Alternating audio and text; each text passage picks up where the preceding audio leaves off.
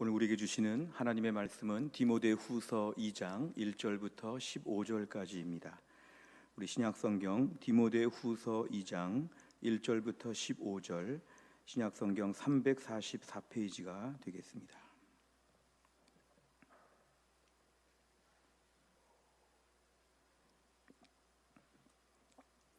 디모데후서 2장 1절부터 15절까지의 말씀을 저와 한 절씩 교독하시겠습니다. 디모데후서 2장 1절부터 15절, 제가 먼저 읽겠습니다. 내 아들아, 그러므로 너는 그리스도 예수 안에 있는 은혜 가운데서 강하고, 또 내가 많은 증인 앞에서 내게 들은 바를 충성된 사람들에게 부탁하라. 그들이 또 다른 사람들을 가르칠 수 있으리라. 너는 그리스도 예수의 좋은 병사로 나와 함께 고난을 받으라. 병사로 복무하는 자는 자기 생활에 얽매여 있는 자가 하나도 없나니, 이는 병사로 모집한 자를 기쁘게 하려 함이라. 경계하는 자가 법대로 경계하지 아니하면 승리자의 관을 얻지 못할 것이며, 수고하는 농부가 곡식을 먼저 받는 것이 마땅하니라. 내가 말하는 것을 생각해 보라. 주께서 범사에 네게 총명을 주시리라. 내가 전한 복음대로 다윗의 씨로 죽은 자 가운데서 다시 살아나신 예수 그리스도를 기억하라. 복음으로 말미암아 내가 죄인과 같이 매이는 데까지 고난을 받았으나 하나님의 말씀은 매이지 아니하니라. 그러므로 내가 택함 받은 자들을 위하여 모든 것을 참음은 그들도 그리스도 예수 안에 있는 구원을 영원한 영광과 함께 받게 하려 함이라. 미쁘다 이 말이요, 우리가 주와 함께 죽었으면 또한 함께 살 것이요, 참으면 또한 함께 왕노릇 할 것이요, 우리가 주를 부인하면 주도 우리를 부인하실 것이라. 우리는 미쁨이 없을지라도 주는 항상 미쁘시니 자기를 부인하실 수 없으시리라. 너는 그들로 이 일을 기억하게 하여 말다툼을 하지 말라고 하나님 앞에서 엄히 명하라. 이는 유익이 하나도 없고 도리어 듣는 자들을 망하게 함이라. 같이 읽습니다. 너는 진리의 말씀을 옳게 분별하며 부끄러울 것이 없는 일꾼으로 인정된 자로 자신을 하나님 앞에 드리기를 힘쓰라. 아멘. 기도하겠습니다. 하나님 아버지, 오늘 저희가 주일 예배를 드리며 이제 하나님 말씀을 듣는 시간입니다. 하나님 말씀을 선포하는 주의 종을 성령 충만하게 하셔서 하나님 말씀을 권세 있고 능력 있게 전하게 하여 주옵소서. 하나님, 말씀을 듣는 주의 백성들의 마음의 문을 활짝 여시고 오늘 말씀 가운데 우리 주님의 음성을 듣고 이 말씀에 청종하여 하나님을 기쁘시게 하고 하늘의 복을 받게 하여 주옵소서. 감사드리며 예수님의 이름으로 기도하옵나이다. 아멘. 대부분의 나라에서는 국가에서 국가적인 차원에서 학생들을 가르치고 국민들을 계속 가르칩니다. 그래서 국가에서는 문맹률을 떨어뜨리고 글자를 가르치는 일을 매우 중요하게 생각합니다. 그리고 또 기본적인 도덕과 윤리, 또 사회의 원칙들을 가르쳐서 이 사회가 어느 정도의 수준을 유지할 수 있도록, 이 사회가 지탱될 수 있도록 하는 일에 힘을 쏟고 있습니다. 탁월할 필요까지는 없지만 보편적인 수준의 어느 수준은 다 될 수 있도록 하는 것이 어떤 국민에 대한 교육의 일정한 목표라고 볼 수 있습니다. 우리가 운전면허 시험을 볼 때 한 60점, 70점 어느 정도 우리가 수준의 점수를 받으면 다 합격을 한다고 합니다. 95점, 100점 이렇게 요구하지 않고 좀 느슨한 점수를 통해 합격을 다 주는 이유는 그 정도면 어느 정도 운전을 할 수 있다는 이러한 점수의 판단입니다. 그렇기 때문에 이 사회는 보편 교육에 대한 필요성을 다 인정하고 이 정도는 모두가 아마 대부분의 국가에서 다 힘을 쏟는 것입니다. 하지만 국가의 교육 시스템을 보면 좀 이원화되어 있는 구조가 있어서 이런 보편 교육과는 또 달리 조금 더 특별한 사람들을 세우는 지도자 양성 과정이 있습니다.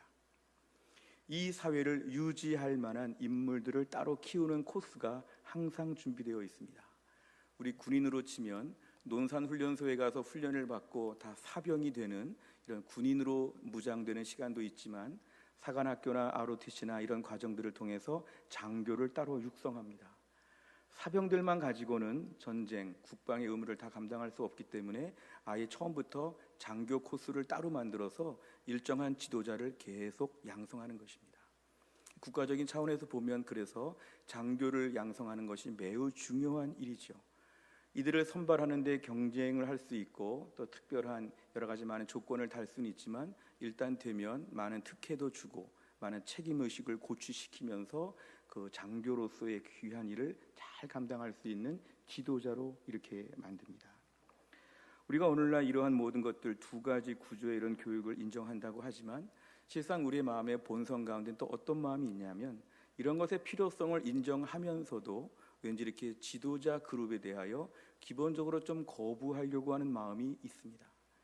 우리 죄된 본성 중에 하나가 뭐냐면 권위에 대한 불순종, 뭔가 다 평등하고 동등해야 되는, 왜 국가는 이원화시켜서 교육을 하느냐, 다 똑같이 보편 교육을 해야지 왜 누구에게는 더 많은 혜택을 주고 누구를 더 가르치고 저 사람은 왜 처음부터 이렇게 장교가 되느냐, 왜 이등병으로 안 하고 왜 소위부터 시작하느냐, 뭐 이런 식으로 불평하려는 이런 마음이 우리 마음에는 한쪽에 늘 있다는 것입니다. 제가 대학원 다닐 때 교회 방법론 세미나를 좀 들어보니까 이런 말이 있습니다. 그동안의 모든 역사를 서술하는 방식에는 주로 엘리트주의, 주로 왕이나 장군이나 대단한 영웅들을 중심으로 한 역사 기술에 대하여 한신대학교의 주재용 교수를 비롯한 이렇게 뭔가 민중사관의 입장에서 볼 때는 억눌린 자들의 삶을 통해 역사가 진짜 역사를 볼 수 있다. 지도층 중심의 역사에 대해서 너무 획일화되어 있다. 민중들의 삶을 살펴보는 역사가 진짜 역사다. 뭐 이러한 민중사관에 대한 것들을 좀 공부한 적이 있습니다. 물론 일정 부분의 그런 민중들의 역사, 저 밑에 있는 여러 사람들의 자세한 삶이 일정 부분에 영향을 미치는 것은 부인할 수 없지만 사실 이게 보완적인 요소로는 충분히 의미가 있는데 이것이 사회를 이끌었다고 보기에는 너무 어렵습니다. 왜냐하면 모든 사회가 일정한 지도자에 따라서 너무 좌지우지되는 게 많기 때문에 그렇습니다. 우리가 성경만 보아도 성경에서는 우리 하나님께서 지도자들을 중심으로 하여서 역사를 이끌어 가십니다. 이스라엘 역사를 저희가 지금 많이 묵상하고 있는데요. 이스라엘 역사를 보면 다윗이라든지 여호사밧이라든지 히스기야라든지 특별한 믿음의 왕들이 세워지게 되면 그 시절에는 백성들이 다 믿음으로 삽니다. 그러나 아합이라든지 므낫세라고 하든지 아주 악한 왕들이 세워지게 되면 그때부터 백성들이 다 바알과 아세라 우상들을 섬깁니다. 거의 왕 한 명이 누구냐에 따라서 그 뒤에 부양 가족들이 다 믿음의 칼라가 결정된다는 것이죠. 그러니까 성경은 우리에게 지도자가 얼마나 중요한지를 계속 강조하여 줍니다. 지도자가 얼마나 중요한지를 우리에게 알려준다는 것이죠. 우리가 오늘날 우리 신앙적인 교육을 놓고 볼 때도 교회 안에 우리 신앙생활도 사실은 이원화되어 있는 두 가지 구조가 늘 존재하고 있습니다. 모든 교회가 아마 그럴 것입니다. 교회 안에서 1차적인 보편 교육은 이거죠. 불신자였던 분들이 예수를 믿고 구원을 받아서 신자가 되었다. 그러면 이제 불신자가 신자가 되었기 때문에 이제 다 끝난 것이죠. 더 이상 뭘 기대하거나 요구하지도 않고 또 다른 불신자를 찾아서 또 신자로. 그러니까 마치 이렇게 이 방 안에 선이 하나 놓여 있는데 불신자인 사람을 신자 그룹으로 이렇게 계속 옮겨 놓는 역할, 이게 교회의 사명인 줄 아는 이러한 것이 한때는 많이 있었습니다. 이렇게 되면 중요한 건 뭐냐면 구원은 다 받는데요. 교회 안에서의 지도자가 양성되기 어려운 구조죠. 예배를 꾸준히 드리고 설교를 꾸준히 듣고 또 우리가 꾸준히 최소한의 신앙생활을 유지하면서 천국 가는 날까지 우리의 믿음을 지킨다는 차원에서는 이것이 의미가 있는 것이지만 사실은 교회 안에서 지도자들을 따로 양성하는 과정은 함께 꼭 필요한 과정입니다. 교회 안에서도 보면 보편 교육과 함께 지도자 교육이 같이 병행되어야 한다는 것입니다. 교회 안에는 항상 특별한 지도자들을 발굴하여서 이들에게 일정한 훈련을 시키고 일정한 책임을 부여하고 일정하게 공동체의 지도자로서 존중하고 세워주면서 이 교회 공동체가 운영되도록 하는 것. 그래서 국가의 교육 시스템과 또 군대의 교육 시스템과 교회의 교육 시스템이 유사한 점이 있다고 저희는 볼 수 있습니다. 그래서 우리가 오늘날 지도자가 이렇게까지 중요하다는 것을 제가 인정한다고 하면 우리는 기도 생활에서도 지도자를 위한 기도가 매우 중요합니다. 우리가 나라와 민족을 위해서 많이 기도한다고 할 때 사실은 나라와 민족을 위해 기도하는 건 좀 추상적일 수도 있죠. 이 나라 이 민족이 하나님 잘 섬기는 나라가 되고 복 받는 나라가 되고 뭐 코로나가 다 끝나기를 바라고 우리 기도 제목이 많지만 때로는 좀 추상적이고 모호할 때가 있습니다. 기도를 좀 더 구체적으로 우리가 한다고 하면 이 땅의 지도자들을 위해 기도하는 게 참으로 중요합니다. 우리 대통령과 모든 장관들과 국회의원들, 또는 대전 안에서 시장과 구청장, 모든 책임 맡은 자들을 위해서 끊임없이 기도하는 게 너무 중요합니다. 왜냐하면 공동체가 잘 되기 위해서는 지도자가 바로 서야 되기 때문에 그렇습니다.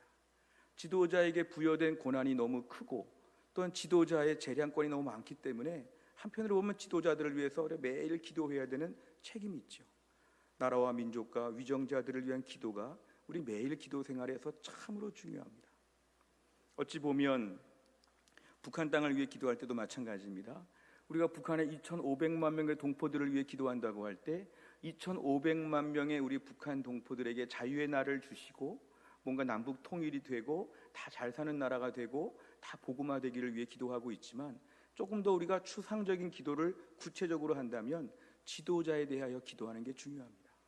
하나님 북한의 3대 세습하는 저 김정은 정권이 몰락하게 하여 주시고 새로운 지도자를 세워 주옵소서. 통일 시대의 과도기가 될 만한 좋은 지도자가 북한 땅에서 내부적으로 하나님 아버지 일어서게 하여 주옵소서.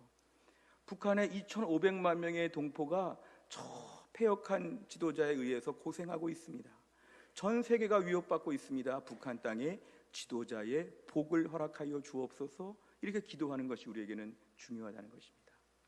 우리가 오늘 한국교회를 위해 기도 많이 합니다. 한국교회를 위해, 코로나 시기에 어려운 한국교회를 위해 많이 기도하지만 더 중요한 건 뭘까요? 한국교회의 지도자의 복을 허락하여 주옵소서. 전국교회에 세우신 수많은 목사님들 하나님 붙잡아 주시고, 교회마다 하나님이 세우신 장로님들 붙잡아 주시고, 교회 안에 세우신 모든 평신도의 많은 지도자들, 순장님들 위해서 우리가 기도하는 것이 매우 중요합니다.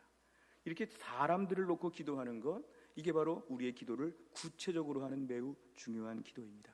그래서 우리는 지도자에 대하여 얼마나 중요한지를 인식한다면 기도할 때마다 항상 지도자들이 바로 설 수 있도록 우리가 기도하는 책임이 우리에게는 있습니다.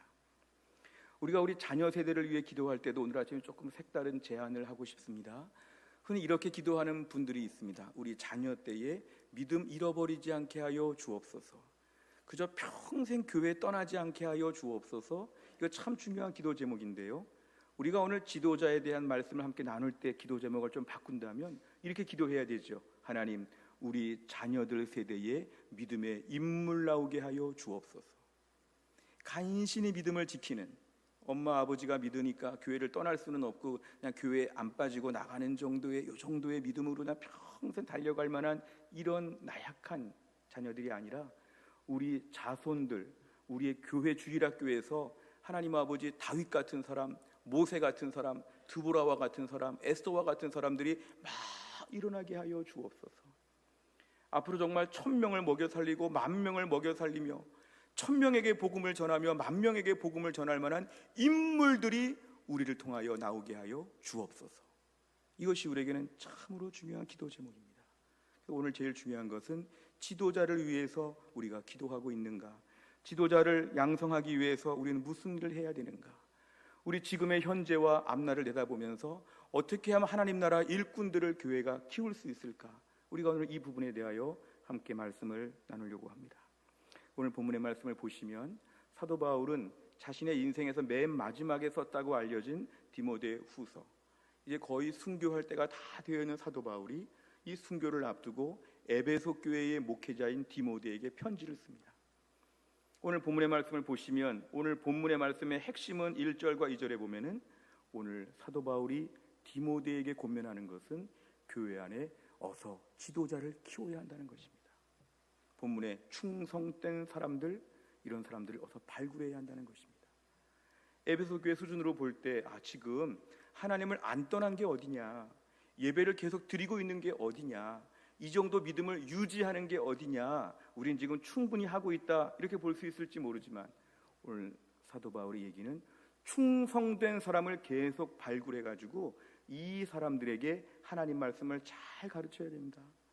이 사람들이 앞으로 다른 사람들을 또 가르칠 만한 사람으로 무장되도록 해야 된다.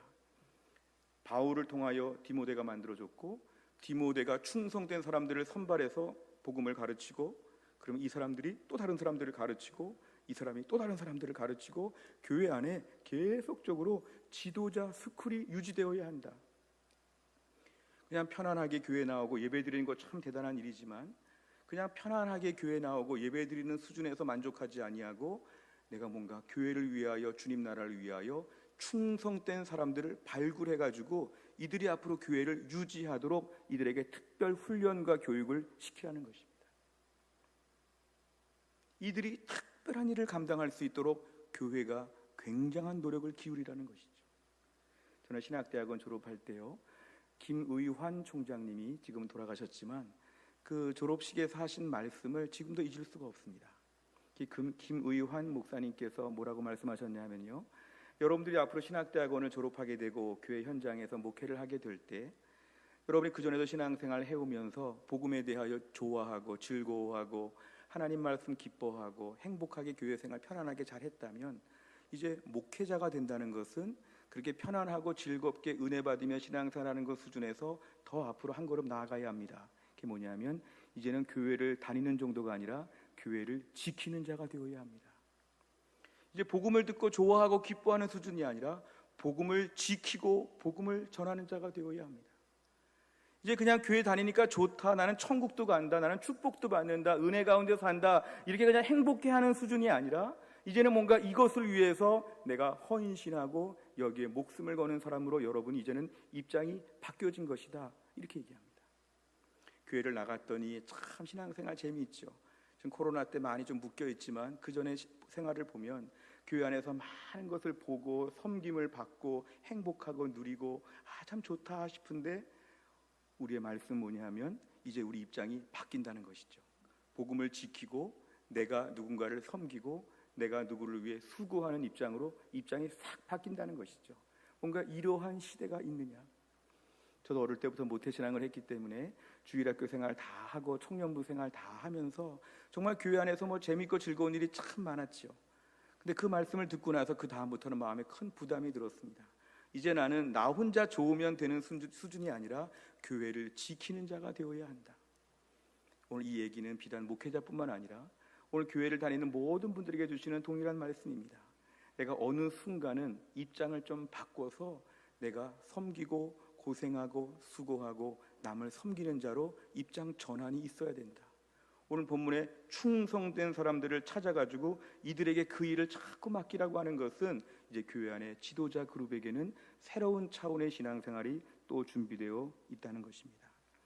결국 오늘 디모데가 에베소 교회를 섬길 때 누군가는 디모데와 같은 사람이 또 되어야 한다는 것입니다.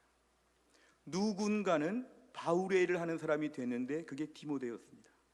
그럼 누군가는 디모데의 일을 또 해서 제2의 디모데, 제3의 디모데가 계속 나와야 한다는 것이죠. 오늘 본문의 말씀을 통해 알 수 있는 것은 계속해서 하나님은 사람을 통해서 교회를 지키게 하여 주신다. 그래서 오늘 본문의 말씀은 조금 강도가 높습니다. 아마 교회 나온 지 얼마 안 된 분들이 오늘 말씀을 들으면 좀 부담되는 말씀일지 모릅니다. 이렇게까지 힘들어야 되는가? 오늘 말씀은 교회 안에서 지도자를 양성하기 위해서 함께 이 일을 놓고 우리가 마음을 쓰고 기도하고 준비해야 한다는 것입니다. 우선 본문에 오늘 1절에 보면 3절에 보면 너희가 강해야 된다 이게 나오면서 고난을 받으라고 얘기합니다. 그동안 교회 나올 때는 고난에 대해서는 우리가 피하려고 했죠. 우리는 교회 다니면서 기본적으로 보편적인 수준의 신앙에서는 뭡니까? 보편적인 신앙 수준에서는 뭐냐 하면은 교회 나와서 행복해야 되고 편해야 되죠. 교회 나와서 고난이 있으면 교회 안 나와야 되는 것이죠. 왜냐하면 우리는 고난을 싫어하기 때문에 그렇습니다. 나는 여행객처럼 교회 나오고 소비자와 같이 교회를 나오고 그냥 산보하듯이 교회를 나오는데 무슨 고난이 있느냐, 나는 고난 발견 즉시 교회 안 나온다. 우리 그런 마음이 다 있는데 오늘 지도자들에게 권면하는 것은 고난을 받아야 되고 고난 받을 정도로 너는 강해야 된다. 너 고난 받을 정도로 강해져야 된다. 그냥 편안하게 교회 나오는 게 중요하지 않고 지도자가 되어야 하기 때문에 충성된 사람들은 오늘 강해서 고난을 감당할 만한 일꾼으로 무장되어야 한다는 것입니다. 3절과 4절에 보면 군인 비유를 들고 있습니다. 군인은 나라의 부름을 받아서 목숨을 걸고 일하는 게 군인입니다. 얼마 전에 무슨 이야기를 들으니까요, 방송에 보니까요, 첫 아이 출산을 앞두고 부인이 지금 병원에 있는데 그 남편이 공수부대 훈련 중이라서 못 간다고. 정말 가서 보면 너무 좋을 텐데 그냥 이렇게 사진 찍어 보내는 거 보고 막 행복해하는 그 공수부대 모습을 보았는데요, 그런 것이죠. 나의 사적인 필요와 사적인 모든 하고 싶은 것들을 멈추고 국가의 임무와 부르심 앞에서는 다 스톱하는 거죠. 이 일이 더 중요하다는 것이죠. 그러니까 군인이라고 하는 그 정신을 가지고 하나님 앞에서 헌신할 수 있겠느냐, 이게 군인 정신입니다. 또 한 가지 오늘 5절에 보니까 운동선수 얘기를 합니다. 운동선수에게 제일 중요한 것은 경기 규칙입니다. 경기 규칙이 최근에 어떻게 바뀌었는지 아주 민감한 것인데요, 경기 규칙에 따라서 운동 경기를 하는 것처럼 규칙을 지키며 뛰어야 한다는 것이죠. 교회 안에 지도자가 되고 남을 섬기는 자가 되고 교회에서 고생하는 자가 되기 위해서는 나에게 지금 부여된 매뉴얼이 뭔가 그 룰을 따라서 철저하게 일을 해야지만 제대로 일꾼이 될 수 있다는 것입니다. 6절에 보면 농부에 비유합니다. 농부는 열심히 일한 것이 전제입니다. 봄철 여름철에 열심히 일해야 가을에 수확을 한다는 것이죠. 그러니까 우리가 오늘날 농부의 비유를 든다면 하나님의 일꾼에게 필요한 요소는 열심히 하라는 것입니다. 때론 탁월하지 않더라도 열심히 해보라는 것이죠. 꾸준히 열심히 하는 것. 8절 9절에 보면은 십자가 복음을 붙잡으라는 것입니다. 나를 위해 죽으신 예수님, 나를 위해 부활하신 예수님을 붙잡고 이 복음에 대한 감격과 열정으로 이 힘들고 어려운 지도자의 길, 일꾼의 길을 감당해야 한다는 것입니다. 10절과 13절에 보면은 오늘 교회 안에 수많은 어려움들이 있는데요, 이 어려움들 앞에서 하늘을 보고 천국의 영광을 보고 주와 함께 왕노릇할 것들을 내다보라고 얘기합니다. 현실은 매우 척박하고 어려운데 여기서 고생하는 것 같으지만 하나님의 일꾼들에게 반드시 보상이 있다. 주님 나라에 간다. 주님 나중에 알아주신다. 주님 나라 바라보면서 오늘 그 보상과 칭찬을 바라보면서 주와 함께 왕노릇할 것을 믿고 담대하게 주를 위해서 일하라는 것입니다. 이게 바로 일꾼들에게 부여된 중요한 사명입니다. 오늘 14절과 15절에 보면 일꾼들은 주일을 하기 때문에 말다툼 할 일이 많아집니다. 교회에 좀 멀찍이 있고 교회 일에 깊이 들어오지 않으면 말다툼할 일이 없습니다.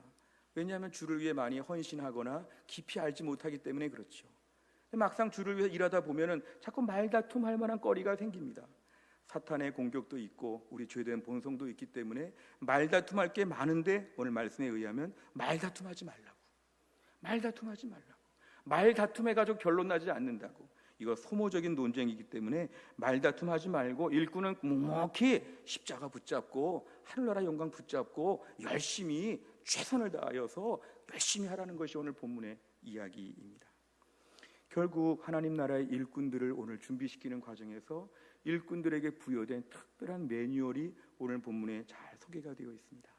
오늘 본문의 말씀을 보시면서 나는 이러한 일꾼으로서 자처할 수 있겠느냐, 나 신앙생활 수십 년 해왔는데 일꾼이라는 생각은 별로 안 해봤다, 나는 일꾼 될 수 없다, 난 일꾼 되기 싫다, 이런 마음이 들 수 있지만 오늘 본문의 말씀에 의하면 하나님 나라의 일꾼이 매우 필요하다는 것입니다.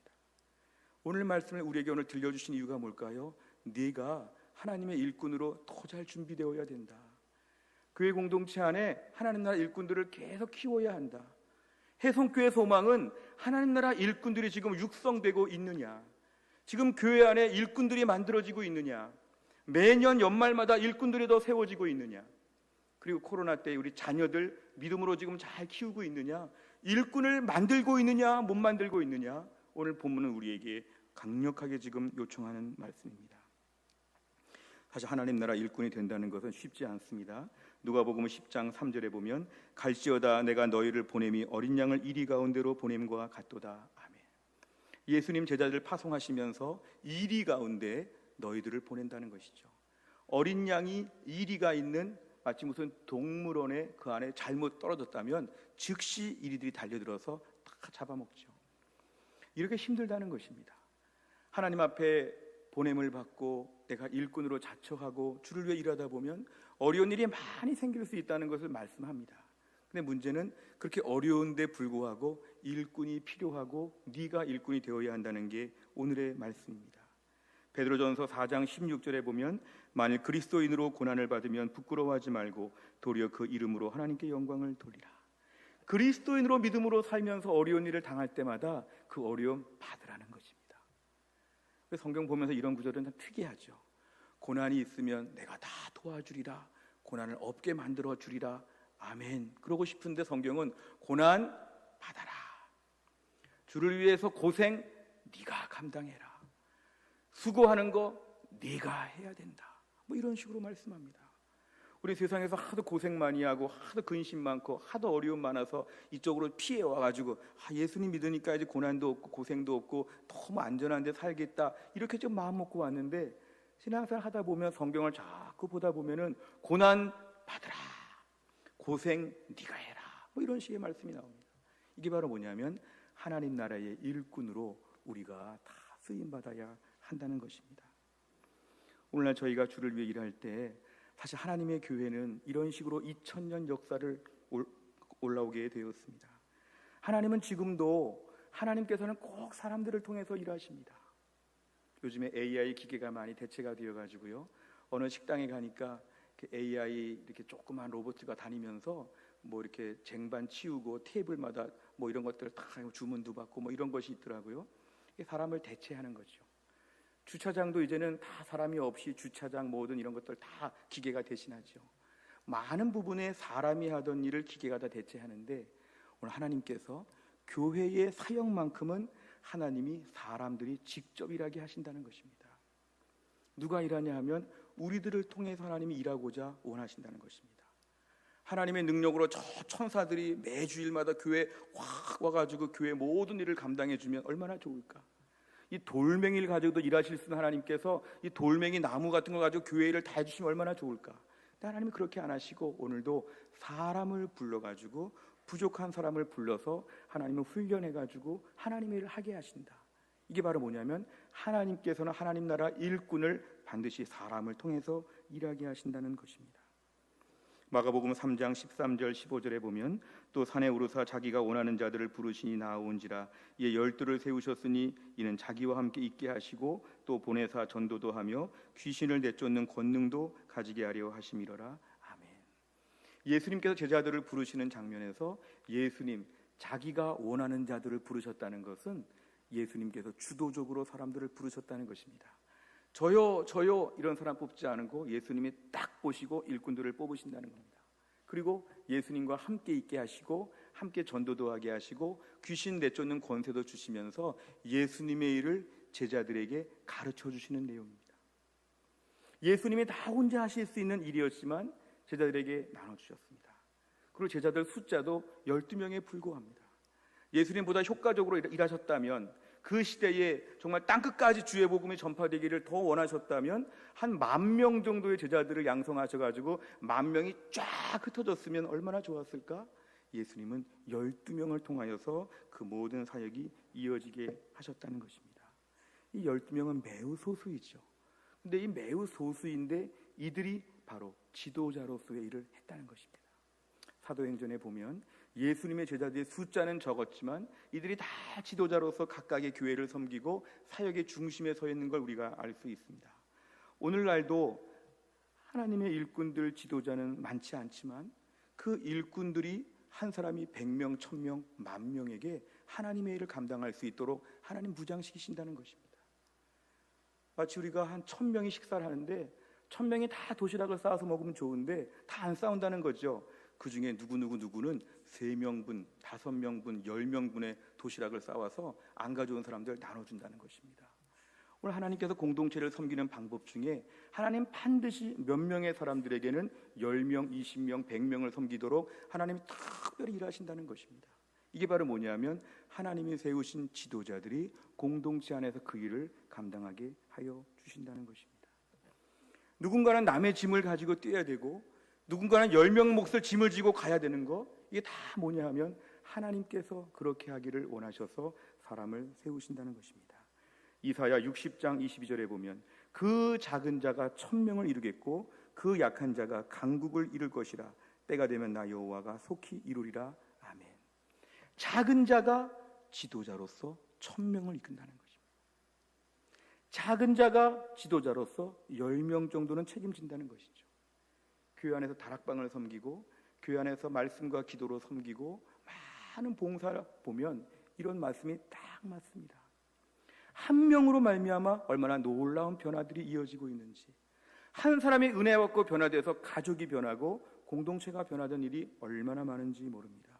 그래서 오늘도 하나님께서는 반드시 우리 가운데 지도자를 찾으십니다. 네가 한번 지도자가 되면 어떨까? 코로나 시기 이렇게 어려운데, 한국교회 이렇게 지금 약해지는데 네가 한번 지도자의 일을 좀 잘해보면 어떨까? 우리에게 매일매일 요구하시고 우리를 부르신다는 것입니다. 주님, 좀 숫자가 많아야 되지 않습니까? 지도자가 좀 많아야 되지 않겠습니까? 주님께서 때로는 우리에게 네가 혹시 혼자서 그 일을 해볼 수 있겠니? 우리에게 이렇게 요구하신다는 거죠. 예레미야 5장 1절에 보면 너희는 예루살렘 거리로 빨리 다니며 그 넓은 거리에서 찾아보고 알라. 너희가 만일 정의를 행하며 진리를 구하는 자를 한 사람이라도 찾으면 내가 이 성읍을 용서하리라. 아멘. 남유다 왕국의 멸망이 임박했을 때 하나님께서는 한 명만 제대로 찾아오면 이 성읍을 용서해 주겠다고 말씀하십니다. 이게 바로 뭘까요? 지도자 한 명을 찾는 것이죠. 항상 공동체 가운데 지도자는 한 명 아니면 소수에 불과하지만 하나님이 이 한 사람을 통해서 공동체를 살려주신다는 것입니다.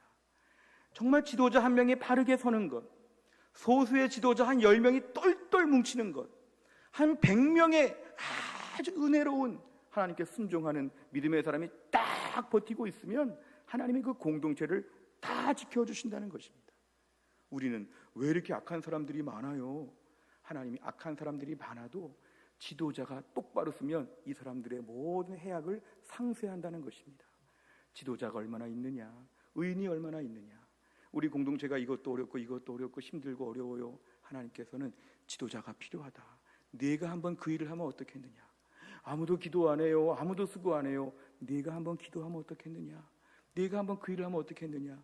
하나님은 공동체를 바라보시면서 그 특별한 하나님의 일꾼들을 통해서 전체에게 은혜를 주시려고 지금도 사람들을 찾고 계시다는 것입니다.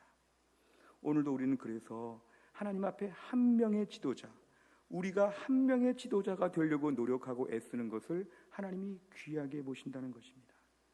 전체가 다 회심하고 전체가 다 은혜 받고 전체가 다 믿음의 사람으로 아멘 할렐루야 하는 거, 이런 것은 평생 오지 않습니다. 그런 교회가 없고 그런 나라가 없습니다. 반드시 깨어있는 소수를 통해서, 지도자 몇 명의 헌신을 통해서 하나님의 그 사람들의 눈물을 보시고, 한 명의 눈물을 보시고 100명이 운 것처럼, 한 명이 지금 막 땀 흘려 뭔가 열심히 주 앞에 나오는데 하나님은 10,000명이 움직인 것처럼 하나님의 역사가 그로부터 시작된다는 것입니다. 요한복음 17장 20절에 보면 내가 비옵는 것은 이 사람들만 위함이 아니요 또 그들의 말로 말미암아 나를 믿는 사람들도 위함이니. 그래서 예수님께서는 제자들을 보시면서 베드로를 보시면 베드로 한 명 볼 때 베드로 너 혼자 있구나 이렇게 보시지 않고 베드로 뒤에 줄 서 있는 사람들을 쫙 보신다는 거죠. 학창 시절에 조회를 쓰면 반별로 이렇게 한 줄 또는 두 줄로 줄을 쫙 서서 운동장에 줄을 쓰지요. 맨 앞에 있는 친구가 있지만 그 뒤에는 다 그 반이죠. 1반, 2반, 3반. 맨 앞에 아이, 반장이 맨 앞에 서 있든지 그 반장 하나 보고 그 뒤에 있는 70명을 다 보는 것처럼 예수님께서는 베드로와 같은 이 제자 한 명 한 명을 보실 때마다 그 한 명 뒤에서 따라올 만한 사람들을 다 내다보시면서 말씀을 하신 것입니다. 내가 지금 너희들에게 말한 거 아니다. 12명에게만 말한 것이 아니라 너희들 뒤에 너희들로 말미암아 나를 믿을 사람들까지도 내가 지금 다 보고 말한다. 이렇게 주님 말씀하셨습니다. 오늘 중요한 것은 한 사람의 지도자, 한두 사람의 작은 숫자가 있어도 이 사람들이 바르게 서 있고 열심을 내게 될 때 그 뒤에 있는 사람들이 다 앞으로 따라온다는 것입니다. 다 줄을 묶고 있는 것처럼 다 줄줄이 따라온다는 것이죠. 그래서 하나님께서는 맨 앞에 있는 그 사람들이 믿음으로 서는 것을 원하시고 찾으신다는 것입니다. 신명기 6장 2절에 보면 곧 너와 내 아들과 내 손자들이 평생에 네 하나님 여호와를 경외하며 내가 너희에게 명한 그 모든 규례와 명령을 지키게 하기 위한 것이며 또 네 나를 장구하게 하기 위한 것이라. 아멘. 우리 자녀 세대를 볼 때도 마찬가지입니다. 우리 자녀 세대가 이 어린아이가 뭘 할 수 있을까?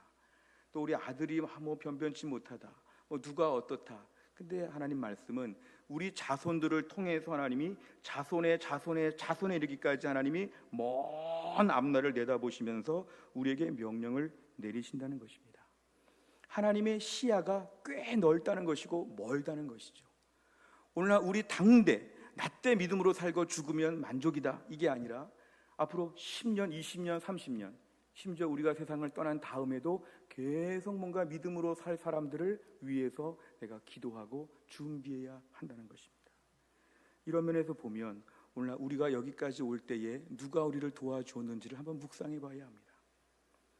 내가 어린 시절에 나를 유난히 사랑해 주셨던 목사님, 전도사님, 권사님, 집사님, 주일학교 선생님들을 한번 기억해 봐야 합니다.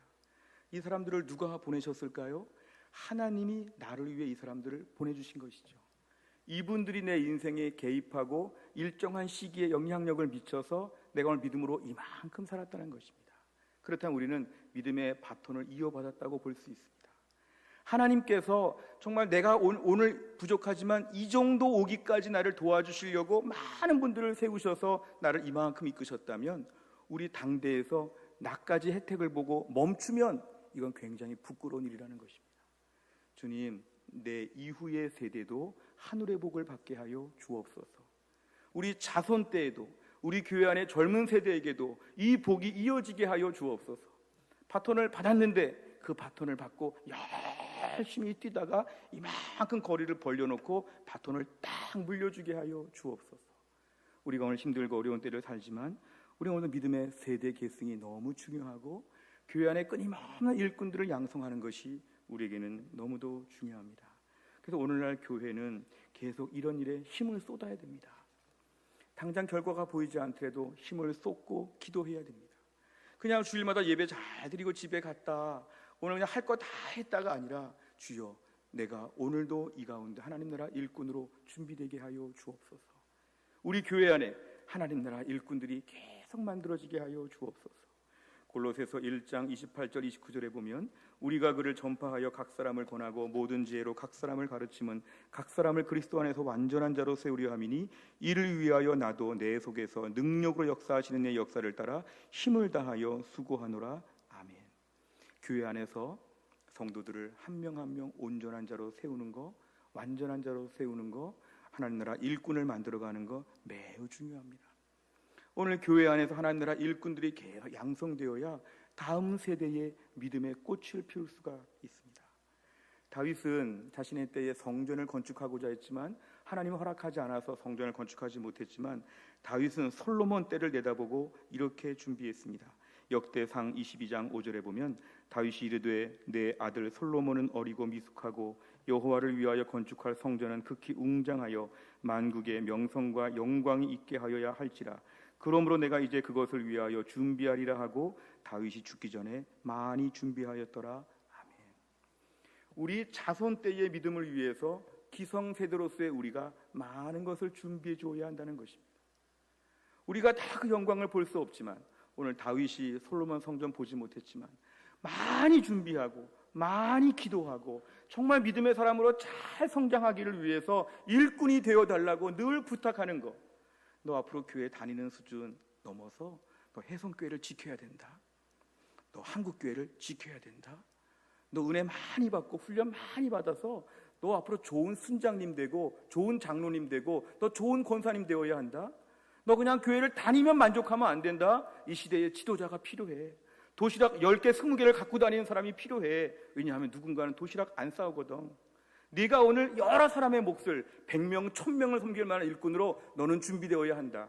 우리 주일학교 애들을 보면서도 얘들아 너희가 앞으로 100명, 1000명분의 몫을 감당해야 된다. 기도해 줘야 한다는 것입니다. 사도행전 20장 31절 32절에 보면 그러므로 여러분이 일깨어 내가 3년이나 밤낮 쉬지 않고 눈물로 각 사람을 훈계하던 것을 기억하라.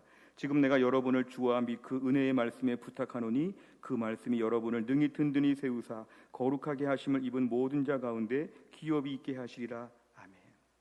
사도 바울은 1차, 2차, 3차 전도 여행을 다 마치고 마지막에 예루살렘으로 이제 붙잡히려고 체포되는 직전의 코스에서 터키 지역의 밀레도라고 하는 지역에서 에베소 교회 장로님들을 모읍니다. 에베소 교회 성도들을 다 오라고 한 게 아니라 에베소 교회의 장로님들만 부릅니다. 장로님들을 불러다가 강조하죠. 사도행전 20장 28절에 보면은 핏값으로 세우신 교회 여러분 잘 섬겨야 됩니다. 내가 에베소 교회 3년 동안이나 수고하였는데 여러분 교회를 든든히 지켜야 됩니다. 이 장로님들 붙잡고 막 강조합니다. 여러분 에베소 교회 잘 지켜야 됩니다. 성도들이 지키는 게 아니라 우리 장로님들이 지켜야 됩니다. 에베소 교회 순장님들 교회 잘 지켜야 됩니다. 강조하는 것이죠. 이 힘들고 어려운 때 지도자들이 지켜야 된다. 지도자는 책임을 맡은 자들이다. 여러분 교회 잘 지켜야 됩니다. 이게 바로 뭐냐면 장로님으로 표현이 됐지만 에베소 교회 지도자들을 향해서 권면하는 것입니다. 그만큼 중요한 것이죠. 세상이 어렵다, 우리가 힘들다, 어느 시대나 다 그랬습니다. 그렇지만 누가 지킵니까? 지도자가 지키는 것이죠. 지도자가 10명, 20명, 30명, 100명, 1000명의 몫을 다 감당할 만한 은혜도 받아야 되고 담대해야 되고 고난도 견뎌야 되고 다 무장한 다음에 지켜야 한다는 것이 하나님 나라 일하는 원칙이라는 것입니다. 교회 안에서는 지도자가 너무도 중요하고 지도자를 계속 세워가는 과정에 우리 모두가 늘 기도하면서 사람을 많이 키워야 합니다. 교육자가 그 일을 많이 감당하지만 교육자 가지고 다 감당 못합니다. 평신도 지도자들이 많이 세워줘야 됩니다. 저 우리 교회 기도 제목입니다. 평신도 지도자가 50명만 든든히 세워지기를 기도하고 있습니다. 앞으로 하나님 복 주시면 평신도 지도자 100명의 신실한 분들이 우리 교회를 지키도록 기도합니다. 교회가 더 부흥하면 신실한 지도자 200명, 500명이 교회를 지키도록 기도합니다. 왜냐하면 이들이야말로 교회를 지키는 자가 될 수 있기 때문에 그렇습니다. 최근에 코로나 백신과 관련된 신문의 기사를 보다가 흥미로운 것을 보았습니다. 영국과 미국에서는 백신이 많이 개발되고 하는데 프랑스에서 왜 이렇게 백신 개발이 늦을까? 선진국인데. 신문에 이런 글이었습니다. 프랑스는 일찍부터 평준화 교육을 강조하여서 대단한 사람들을 따로 양육하기보다는 그냥 국가가 다 장학금도 주고 국가가 다 책임지면서 대략 그냥 모든 대학들을 수평 관계로 한다는 이런 것이었죠. 많은 부분 다 동의하거나 다 이해하지는 못하더라도 한 가지는 이거죠. 반드시 그 안에 특별한 교육을 받는 일꾼 양성이 필요하다는 것입니다. 우린 다 똑같으니까 다 대충 살고 적당히 살고 그냥 우린 그저 그렇지 이게 아니라 우리 중에 하나님 일꾼을 세워 주옵소서. 해송교회 지도자들을 세워 주시옵소서. 그리고 우리가 이 일에 헌신하게 하여 주옵소서. 우리 해송교회 소망은 여기에 있습니다. 힘들고 어려운 때를 제가 어떻게 교회를 지킵니까? 주님, 목회자 혼자 지키고 담임 목사 혼자 열심히 한다고 지키고 그렇지 않습니다. 교회 안에 평신도 지도자들이 교회를 열심히 지켜야 됩니다. 우리들의 교회고 하나님의 교회입니다. 무엇보다 어려운 때 오늘 조금 강도 높은 말씀을 드렸습니다. 주님, 코로나 시대에 믿음을 지키는 것, 내 믿음 지키는 것 정도가 아니라 교회를 지키게 하여 주옵소서. 조금 더 앞으로 나와서 내가 맡은 자리를 지키게 하여 주옵소서. 그러는 가운데 우리 교회가 이 어려운 시기를 믿음으로 잘 감당하고 앞으로 5년 뒤, 10년 뒤에 해송교회가 주님이 원하시는 온전한 교회로 다 쓰임받을 수 있기를 주의 이름으로 축원합니다. 기도하겠습니다. 하나님 아버지 감사합니다. 오늘 귀한 말씀을 주신 것 감사합니다. 하나님 나라 일꾼을 키우는 교회가 되게 하여 주옵소서. 어려울 때 믿음으로 살기도 어렵지만 내 믿음 지키는 것 정도에서 더 나아가 교회를 지키게 하여 주시고 한국교회와 열방교회를 향하여 묵묵히 눈물을 흘리며 헌신하며 고난을 감당하며 힘들고 고생하는 일에 자처하며 뛰어나올 수 있는 믿음의 사람들이 많아지게 하여 주옵소서. 오늘도 우리 하나님께서 우리를 버리지 않으시고 계속 지금까지 이끌어 주심을 감사합니다.